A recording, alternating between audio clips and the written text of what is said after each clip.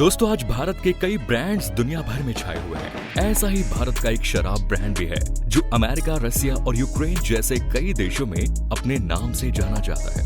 हम बात कर रहे हैं भारत की सबसे पुरानी रम ओल्ड मोंक की। ओल्ड मोंक का स्वाद जितना दिलचस्प है, इसका इतिहास भी उतना ही बेहतरीन।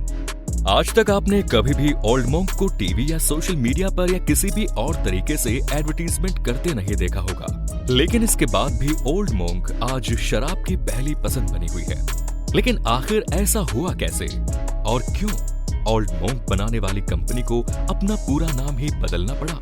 आज के इस वीडियो में हम आपको ओल्ड मोंक से जुड़ा पूरा इतिहास बताने वाले हैं, तो वीडियो को अंत तक आप जरूर देखिए। साथ ही अगर आप हमारे चैनल पर नए हैं तो हमारे चैनल को सब्सक्राइब करना ना भूलें। दोस्तों, इंडिया में शराब का इतिहास अंग्रेजों के जमाने से शुरू होता है। जब अंग्रेज भारत आए तो उन्हें यहाँ की गर्मी बर्दाश्त नहीं होती थी, जिसकी वजह से उन्होंने बहुत जल्द किसी ठंडे ठिकाने की तलाश शुरू कर दी और उनकी ये तलाश मनाली में जाकर खत्म हुई। बहुत जल्द ही मनाली अंग्रेजी ऑफिसर्स के लिए एक हॉलिडे डेस्टिनेशन बन गया। अब अंग्रेजों को शुरू से ही बियर पीने का बहुत शौक था, लेकिन तब तक भारत में किसी भी प्रकार की कोई भी बियर नहीं बनती थी। भारत में बियर बनने से पहले तक अंग्रेज जहाज के जरिए बियर को भारत लाते थे, लेकिन ये बियर उनके लिए बहुत महंगी पड़ा करती थी। इसके बाद कई अंग्रेजों ने बियर बनाने की बहुत कोशिश की, लेकिन वो सभी नाकाम रहे। लेकिन तभी इस बियर बनाने के खेल में एडवर्ड अब्राहम डायर की एंट्री होती है। एडवर्ड अब्राहम डायर एक इंजीनियर था, लेकिन साथ ही साथ वो बियर बनाने का शौक भी रखता था। दोस्तों, अगर ये नाम आपको सुना सुना लग रहा है तो हम आपको बता दें कि ये उसी जनरल डायर का बाप था जिसने जलियांवाला बाग जैसे क्रूर हत्याकांड को अंजाम दिया। Now back to the story. Bharat में बियर बनाने की मंशा से अब्राहम डायर ने इंग्लैंड और स्कॉटलैंड से बियर बनाने का सामान एक बड़े कार्गो शिप में भरा और सीधे भारत आ पहुंचा। कुछ समय तक अच्छी जगह की तलाश करने के बाद उसने कसौली में ही अपने बियर की फैक्ट्री को डालने का फैसला लिया। कसौली में शराब की फैक्ट्री डालने के उसके कुछ मुख्य कारण भी थे, जैसे यहाँ का तापमान स्कॉटलैंड के तापमान से बहुत मिलता जुलता था। साथ ही उसका मानना था कि कसौली का पानी शराब के टेस्ट को और भी ज्यादा बढ़ा देता है। कसौली में शराब की फैक्ट्री बनने के बाद धीरे धीरे यहाँ पर लोग भी आकर बसने लगे, जिससे आगे चलकर यहाँ पर पानी की कमी होने लगी। इसके बाद डायर ने अपनी फैक्ट्री को मनाली के और करीब एक जगह सोलन में शिफ्ट कर दिया, जिसकी सबसे बड़ी वजह ये रही कि यहाँ पर नेचुरल वाटर रिसोर्सेज बहुत आसानी से उपलब्ध थे। अपने शुरुआती नाकामियों के बाद 1850 में डायर ने आखिरी बार बियर बना ही ली और उसने इसका नाम लायन बियर रखा। अपनी पहली बियर बनाने में कामयाब होने के बाद डायर ने जल्द ही शिमला के साथ साथ रावलपिंडी, बर्मा और क्वेटा में भी शराब बनाने की फैक्ट्रियां खोली और 1955 में उसने अपनी कंपनी का नाम डायर ब्रूअरीज रख दिया। डायर का बिजनेस बहुत ही जल्दी चल पड़ा, जिसके बाद उसने 1960 में अपनी फैमिली के साथ शिमला में ही रहने का फैसला किया। उसने शिमला में ही एक घर खरीदा और वहीं रहने लग गया। कई सालों तक सक्सेसफुली अपने बिजनेस को चलाने के बाद डायर ने एक विदेशी व्यापारी H.G. एकिन को 1887 में अपनी शिमला और सोलन की फैक्ट्रियों को बेचा। H.G. एकिन के लिए ये फैक्ट्रियां वरदान साबित हुई, क्योंकि 1930 में सोलन तक रेलवे लाइन बिछ जाने के बाद यहाँ की शराब पूरे देश भर में जाने लगी।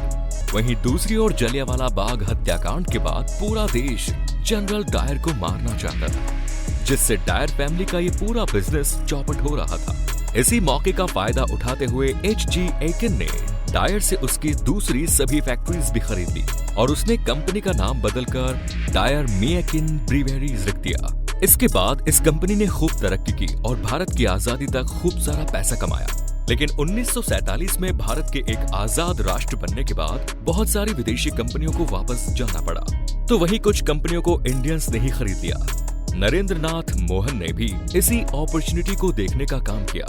आपको बता दें कि नरेंद्र नाथ मोहन पहले इसी कंपनी में काम करते थे, जिसके बाद उन्होंने लंदन जाकर डायर मेकिन ब्रूअरीज की पूरी कंपनी ही खरीद ली। कंपनी खरीदने के बाद मोहन ने सबसे पहले तो अपनी फैक्ट्री में काम को और तेज किया, साथ ही साथ उन्होंने देश के और कई राज्यों में भी अपनी फैक्ट्रीज डाल दी।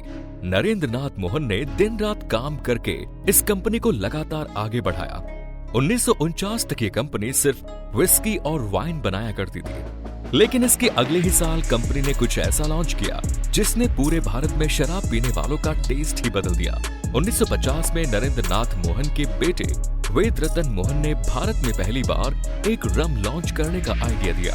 उनका मानना था कि रम भारतीय लोगों को पसंद आएगी क्योंकि भारत में मौसम बदलता ही रहता है और सर्दियों में रम बियर के मुकाबले ज्यादा बेहतर ऑप्शन होती है। वेद रतन मोहन का लगाया गया यह अंदाजा बिल्कुल सही साबित हुआ और भारत में ओल्ड मोंक बहुत जल्दी लोकप्रिय हो गई। साथ ही आपको बता दें कि शुरुआत में ओल्ड मोंक को आम लोगों के लिए नहीं बल्कि खास तौर पर आर्मी के लिए बनाया गया, क्योंकि तब तक आर्मी के कैंटीन में हरक्यूलिस नाम की रम चला करती थी और इसी विदेशी हरक्यूलिस की मोनोपोली को तोड़ने के लिए ओल्ड मोंक रम को लॉन्च किया गया। आर्मी ऑफिसर्स ने जैसे ही रम को टेस्ट किया वैसे ही ओल्ड मोंक हर सैनिक की पहली पसंद बन गई और धीरे धीरे भारतीय सेना की कैंटीन से हरक्यूलिस ब्रांड गायब होता चला गया। ओल्ड मोंक का टेस्ट तो अच्छा था ही, साथ ही इसकी बोतल की यूनिक पैकेजिंग को भी इसकी पॉपुलैरिटी की एक अहम वजह माना जाता है, जिसका आइडिया वेद रतन मोहन को ओल्ड पैरा नाम की एक विस्की की बोतल को देख कर आया। दोस्तों, ओल्ड मोंक के नाम के पीछे भी एक बहुत बेहतरीन कहानी है। ऐसा माना जाता है कि वेद रतन मोहन लंदन के एक ईसाई संत को मानते थे, इसीलिए उन्होंने अपने रम का नाम ओल्ड मोंक रखा। इसके अलावा एक थ्योरी ये भी है कि वेद रतन की फैक्ट्री में एक संत आया करते थे और उन्होंने ये नाम सजेस्ट किया। रम का नाम ओल्ड मोंक होने से जहां कंपनी को फायदा हो रहा था तो वहीं कंपनी के असली नाम से उन्हें बहुत नुकसान उठाना पड़ रहा था, क्योंकि जब एक बार मोहन ने तत्कालीन प्रधानमंत्री जवाहरलाल नेहरू को अपनी फैक्ट्री में विजिट के लिए बुलाया तो प्रधानमंत्री नेहरू ने उनकी फैक्ट्री में आने से साफ इनकार कर दिया, जबकि प्रधानमंत्री उस समय इस इंडस्ट्री को बहुत सपोर्ट करते थे। नरेंद्र नाथ मोहन को बड़ी जल्दी ही समझ में आ गया कि उनकी कंपनी के नाम में जो डायर शब्द है वो उनके लिए एक नेगेटिव इम्पैक्ट साबित हो रहा है, जिसके बाद उन्होंने अपनी कंपनी का नाम बदलकर डायर मिएकिन ब्रेवरीज से बदलकर मोहन मिएकिन लिमिटेड कर दिया और तब से कंपनी इसी नाम से चल रही है। ओल्ड मोंक ने आज तक किसी भी प्रकार का कोई एडवर्टीजमेंट नहीं किया, क्योंकि मोहन ब्रदर्स का कहना है कि ओल्ड मोंक की असली पॉपुलैरिटी उसकी टेस्ट की वजह से है और इसीलिए वो कभी भी इसका एडवर्टीजमेंट नहीं करते। हालांकि एडवर्टीजमेंट न करने की वजह से कंपनी को बहुत नुकसान उठाना पड़ता था, क्योंकि जब 2002 में मैकडॉवेल ने सेलिब्रेशन नाम से एक रम लॉन्च की तो इसका खूब एडवर्टीजमेंट करने के बाद उनकी सेल काफी हद तक बढ़ गई थी, जिससे ओल्ड मोंक की सेल्स पर काफी असर पड़ा, जिससे लोग ये कहने लगे कि अब ओल्ड मोंक बहुत जल्दी बंद होने वाली है। हालांकि ओल्ड मोंक ने इन सारी अफवाहों को सिरे से खारिज किया। दोस्तों, 2002 के आंकड़ों की माने तो ओल्ड मोंक की हर साल 80 लाख यानी कि 8 मिलियन बोतलें दुनिया भर में बेची जाती है।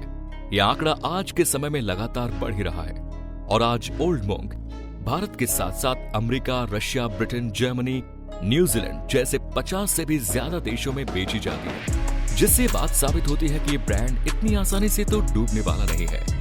अब आपका इस बारे में क्या कहना है कमेंट्स में जरूर बताएं। अगर वीडियो अच्छा लगा तो वीडियो को लाइक करके चैनल को सब्सक्राइब करें, क्योंकि हम ऐसे ही इंटरेस्टिंग और नॉलेजेबल कंटेंट आप तक लाते रहते हैं। मिलते हैं नेक्स्ट वीडियो में। धन्यवाद।